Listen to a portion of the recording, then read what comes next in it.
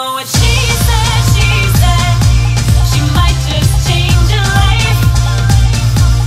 What they're going to do is they're going to have on the walls and ceilings of the museum large projections that make it look like you're walking on the bottom of the ocean. Oh, cool. And they're going to have animations that show these really bizarre creatures and how they float and they swim. Now, these creatures are often called by scientists the weird wonders. Scientists call them the weird wonders? Yes. In fact, when the first fossils were found in Canada and then these creatures were presented to the scientific community, people laughed. Because these things are bizarre. Here's how I'll put it. Mother Nature, at that part of the Cambrian age, was going through her Jim Henson phase. These creatures are really, really strange and bizarre. So they've got this Onimbra, which has a nose like a vacuum cleaner and 5 bulbous Muppet-like eyes.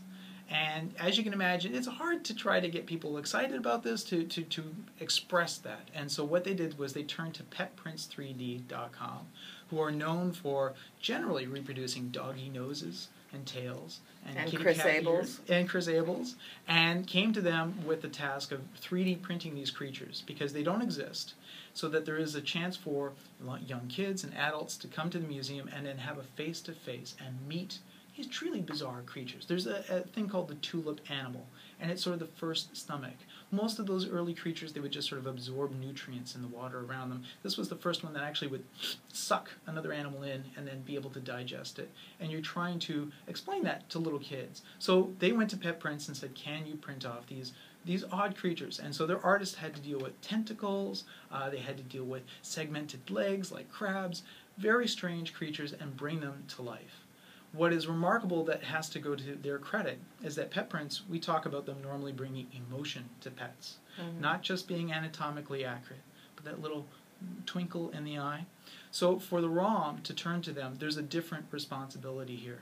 Because on the one hand, we do need these creatures to be anatomically correct, but we need a very subtle nuance of making them look as if they're alive. Just the way they're posed and positioned, but avoiding that artistic license.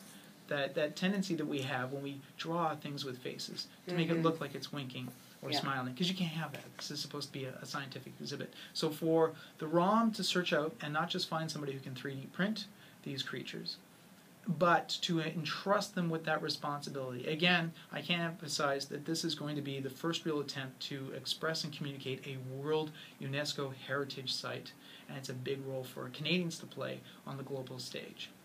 That's awesome. It's amazing. I mean, we have now the company that will be the medium, and we have the material.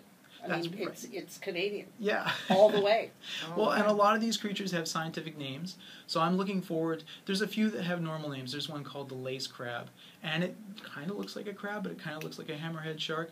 I'm waiting to see what kind of names kids come up with when they come in and see these 3D printed tentacles and worms and weird kind of jellyfish. Kids will love this. Yes, totally. And of course, PetPrints, you know, when they print in color. So it's a very colorful display. Well, I'm going to try and talk PetPrints into printing in candy. That would be, yeah. Can you imagine? Look out, gummy bears, because way too easy what they can come up with. Exactly. Yeah, awesome. Can you imagine all these amazing things in, you know, sour jelly or something? I don't know. Terrific.